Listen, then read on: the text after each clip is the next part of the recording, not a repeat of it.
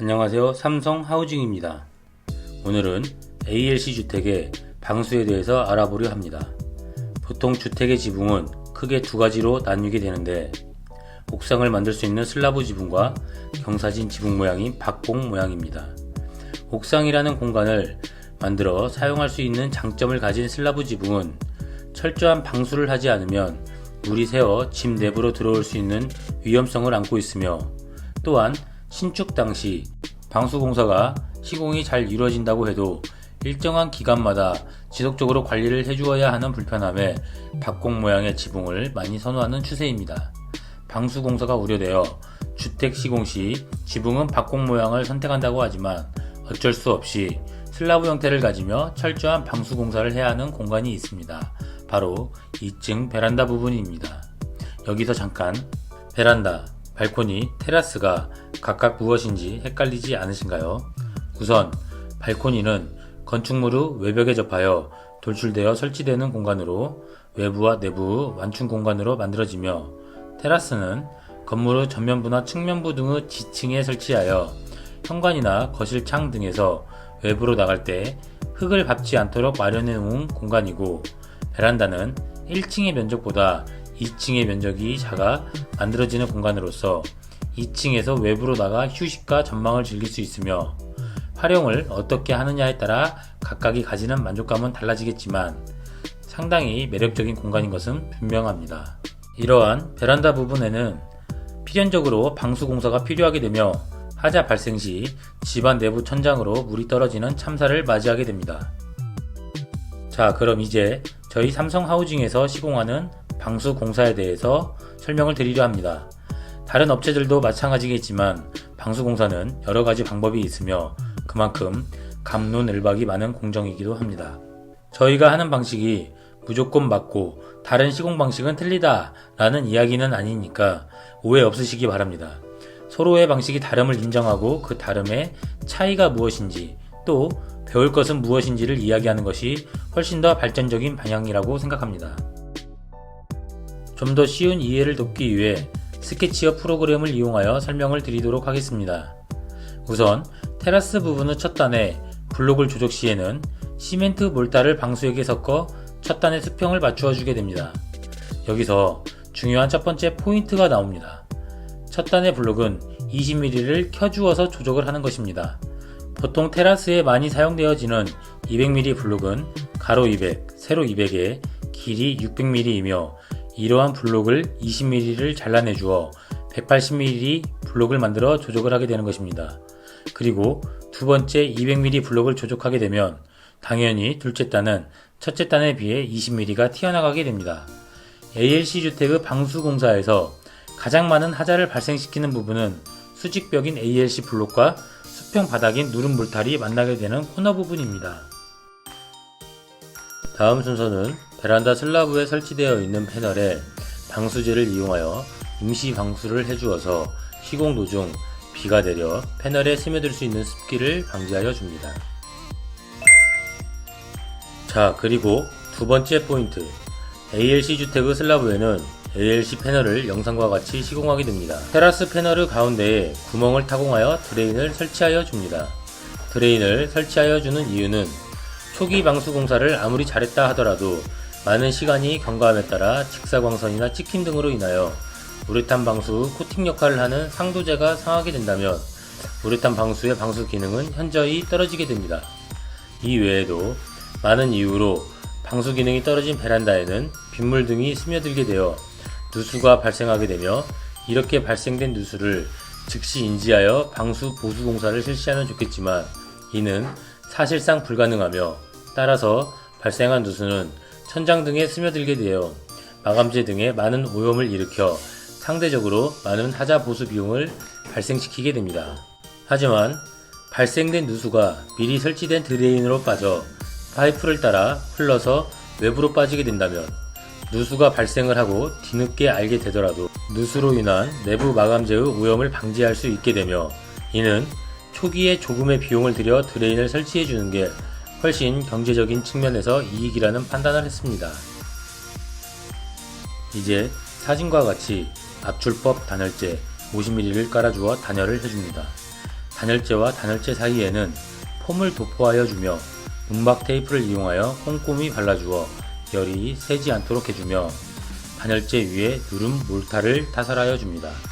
몰탈 타설 시에는 사진과 같이 외부로 배수하게 해줄 드레인을 중심으로 구배를 잘 잡아주는 게 중요합니다. 충분한 시간이 지나 몰탈이 양생이 잘 되었다면 이제 세 번째 포인트가 등장할 시간이 되었습니다. 세 번째 포인트는 양생이 잘 되어진 누름 몰탈 위에 사진과 같이 그라인더를 이용하여 홈을 내어주는 것입니다. 공간에 몰탈을 타설하게 되면 수축에 의해 필연적으로 크랙이 발생하게 됩니다.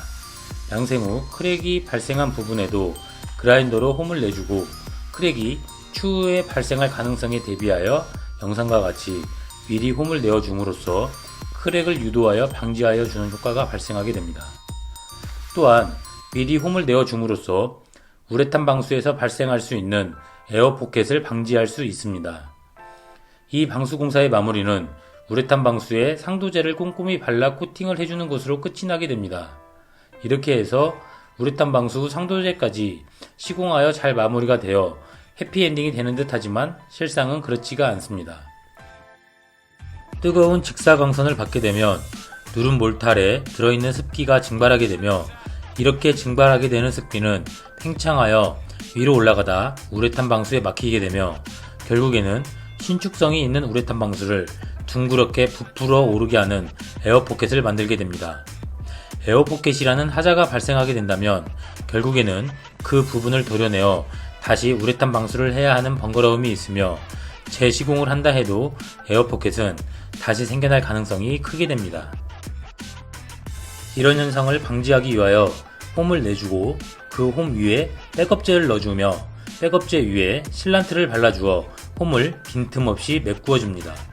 이렇게 시공한 홈의 단면을 살펴보면 이렇습니다. 이렇게 백업젤 밑에 공간으로 습기는 모이게 되며 홈 끝에 설치되어진 에어벤트를 통해 습기가 나가게 됨으로써 에어포켓 현상을 방지할 수 있게 됩니다. 그라인더로 누름 몰탈에 홈을 내주는 작업을 하는 과정 중에는 많은 먼지가 발생하게 되며 유의할 점은 이러한 먼지 등은 모두 깨끗이 청소하여 주어야 실란트를 시공 시 꼼꼼한 시공이 가능하게 되며 그래서 저희는 깨끗한 청소를 위하여 작업화를 벗은 상태에서 방진복을 입고 송풍기로 몇 번씩이나 깨끗이 불어준 후 실란트를 시공하게 됩니다. 얼마나 깨끗이 청소를 해야 하는지를 물어보시는 분들이 계시는데 청소한 곳에서 누워서 뒹굴거려도 먼지가 묻어나오지 않을 정도로 깨끗이 청소를 하시라고 말씀을 드리곤 합니다. 이렇게 백업젤까지 넣어준 홈을 실란트로 마무리를 했다면 수평의 누름 몰탈과 수직의 ALC 벽체가 만나는 90도 직각의 코너에도 실란트를 모두 시공하여 줍니다.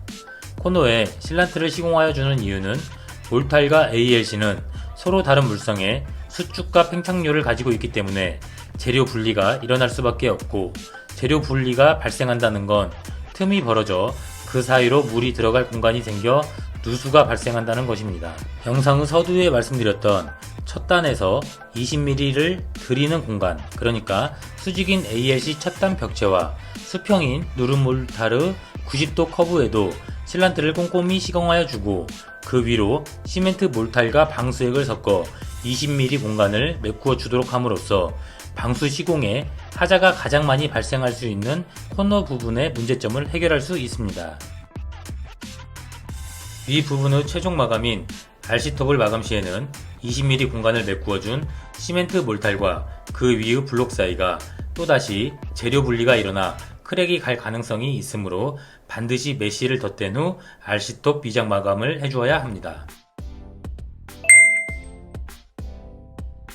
누름 몰탈에 실란트 시공까지 마무리가 되었다면 이제 우레탄 방수를 할 차례입니다.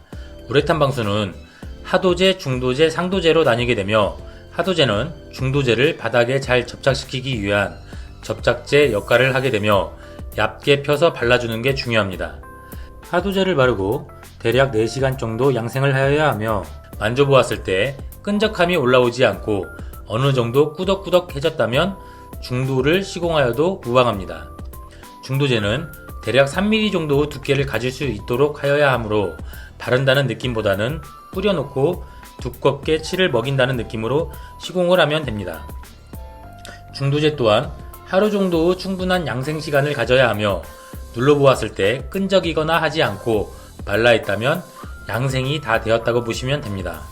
비가 오면 안되기 때문에 기상일보를 잘 살피시어 시공하시는 게 포인트이며 2번에 걸쳐 발라주시면 더욱 좋습니다. 마지막 상도재는 중도재를 직사광선이나 각종 오염으로부터 보호해주는 코팅제입니다. 따라서 중도재 위에 코팅이 빠지지 않고 입혀질 수 있도록 잘 발라주는 게 중요합니다. 상도와 중도가 같은 색상이긴 하지만 구분은 충분히 할 수 있을 정도이며 꼼꼼히 잘 발라주어야 합니다.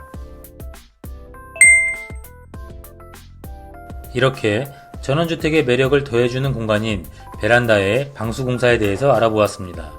계획하고 계신 주택의 지붕이 옥상이 만들어지는 슬라브 구조라면 설명드린 방법과 같이 방수하시면 되겠습니다. 영상을 보시고 저희 삼성하우징에 건축 문의를 주시는 분들이 많이 계시며 진심으로 감사드립니다.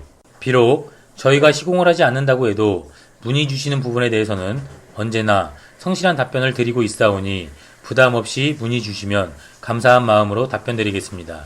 이번 영상 여기까지 하겠습니다. 끝까지 시청해 주셔서 감사드리며 언제나 처음과 같은 모습을 끝까지 지켜가는 삼성하우징이 되겠습니다.